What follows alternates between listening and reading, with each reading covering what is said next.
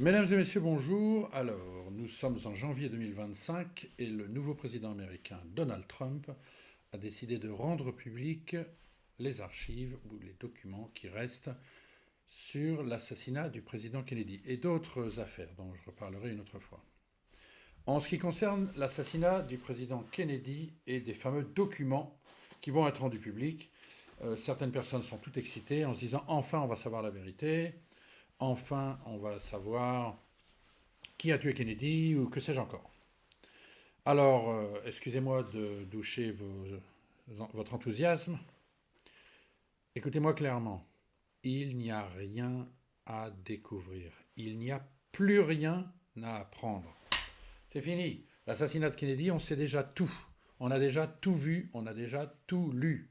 Voilà. Ceux qui vous disent le contraire sont des ignorants ou des menteurs. Voilà. Les faits sont clairs. Il n'y a plus rien qu'on ne sache pas. Nous, en tout cas, les spécialistes, pas seulement moi, mais bien d'autres personnes autour de moi également. Voilà. Les seules choses éventuellement, je vais expliquer. Il y a effectivement encore des documents classifiés, qu'on va déclassifier. Il y a par exemple Oswald's Tax Returns, comme on dit, la déclaration d'impôt de Oswald, sauf erreur de ma part, il y a peut-être celle de sa mère, des choses comme ça. Mais légalement, normalement aux États-Unis, de tels documents ne sont pas rendus publics. Voilà, les déclarations d'impôt. Donc, c'est resté classifié. Il n'y a rien à savoir.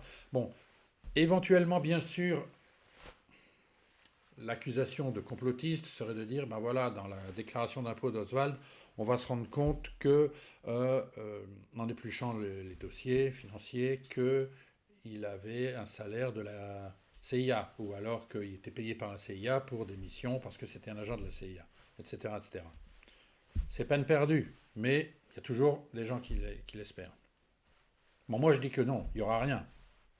Mais il y a des gens qui se disent, bon, on va trouver une trace. Il n'y en aura pas, je vous le dis tout de suite. Cela dit, on peut également éventuellement trouver des documents qui étaient restés secrets parce qu'il y avait le nom d'un agent de la CIA actif. Il y a des agents de la CIA qui étaient nommés par exemple dans des documents dans les années 60, en tout cas 63, 64, etc. Et on n'a pas rendu ces documents publics parce que cette personne était toujours en activité. On n'avait pas envie de nommer publiquement un agent qui était sous couverture, peut-être à l'étranger ou ailleurs. Bon, voilà. Et tant que cette personne était vivante, on ne rendait pas ces documents publics. Bon, maintenant que le gars est mort, on va le rendre public, il y aura son nom, ben voilà, Brian, je sais pas moi, Johnson, ben on va savoir que c'était un agent de la CIA. Ok, très bien. Ça n'avancera rien du tout sur l'assassinat de Kennedy, mais on peut rendre public ce document aujourd'hui parce qu'il n'a plus de la valeur qu'il pouvait avoir dans les années 70. Il y a aussi éventuellement des éléments du genre la présence d'Oswald à Mexico City. Peut-être qu'il y a un rapport qui n'a pas encore été rendu public, ou voilà, peut-être qu'il y avait des choses qui ont pu être subodorées, suggérées, soupçonnées. Il y a peut-être eu des théories, des thèses. Par exemple, on peut avoir, je ne sais pas moi, j'invente, hein, j'invente, je le dis bien, mais par exemple, une lettre, on va retrouver une lettre du directeur de la CIA au directeur du FBI, par exemple, où il dit, ben voilà, je soupçonne ceci, je me demande s'il y a cela, telle piste n'a pas abouti, voilà. Bon. Et puis c'est tout. Et puis c'est tout. Il n'y a rien d'autre. Tout le reste, on connaît. Et puis je vais vous dire une chose. Qui que vous soyez, même si vous ne connaissez rien de l'assassinat de Kennedy, supposez que vous ne savez rien, vous n'avez pas étudié. Lisez un dictionnaire, regardez un documentaire.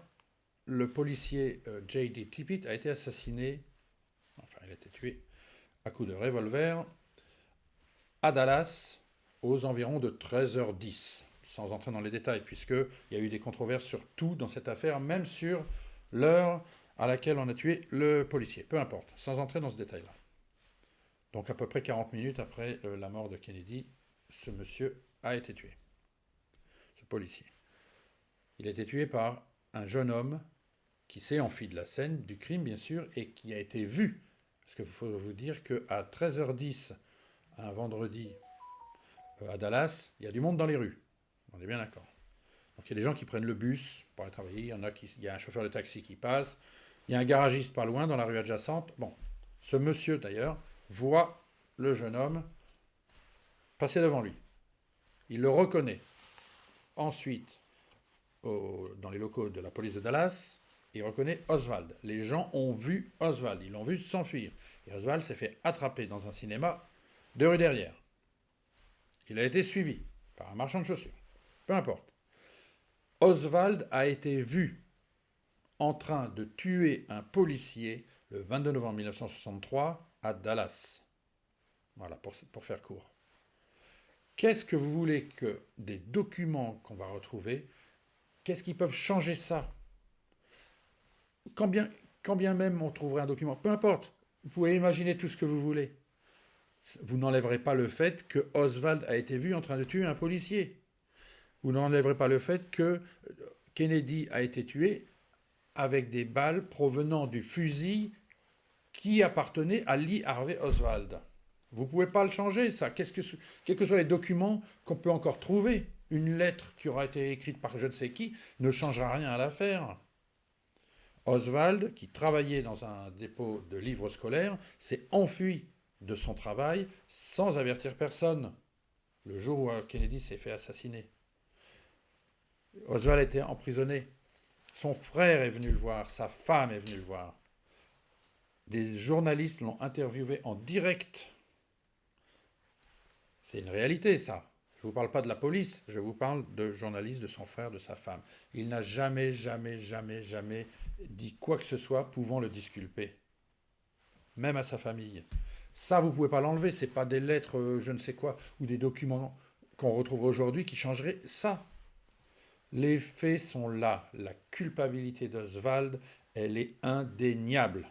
Et les gens qui croient que des documents vont ressortir bientôt pour montrer le contraire, en seront pour leurs frais, parce que ça n'arrivera jamais. Ça n'arrivera jamais. En plus, sachez-le, je l'ai écrit dans mon livre, et je ne suis vraiment pas le seul à le savoir. Interrogez le journaliste François Dufour, par exemple, à Paris, qui connaît cette affaire aussi bien que moi, et qui l'a étudiée de fond en comble, et qui a étudié beaucoup, même au niveau contemporain, ces arguments font mouche. Les documents, on les a déjà tous lus, tous vus. Ils ont tous été rendus publics. Ils ont été rendus publics dans les années 90. La RRB, ceux qui ne connaissent pas, n'ont qu'à lire mon livre, tout est expliqué dedans. Il y a des documents qui ont été rendus publics sous la première présidence de Trump. Donc déjà, encore des restes, on n'a rien appris d'ailleurs. Sous Biden, encore des documents ont été rendus publics, beaucoup. Il n'y en a plus à découvrir, il n'y en a plus. Donc les quelques feuilles qu'on va retrouver au fond d'un carton quand Trump aura tout rendu public, n'y changeront rien du tout. C'est un expert qui vous le dit, il n'y a plus rien à apprendre. Mais comme ça fait vendre, vous allez encore avoir des complotistes ou des gens qui n'ont pas étudié cette affaire. Alors eux, ils parlent. Alors eux, ils ont vraiment beaucoup de choses à dire. Moins ils connaissent, plus ils en ont à dire. Je pourrais vous dire des noms de gens comme ça. Et donc, vous allez apprendre, vous allez en lire plein sur, comment ça s'appelle, Twitter X. Alors là, il y aura plein de gens qui vont vous dire, grâce à Trump, on va bientôt savoir la vérité. Non. Moi, je ne suis pas contre le fait que tout soit rendu public. Hein, personnellement, je m'en fous. Mais sachez que les spécialistes de l'affaire sur l'assassinat de Kennedy savent déjà tout. Il n'y a plus rien à découvrir.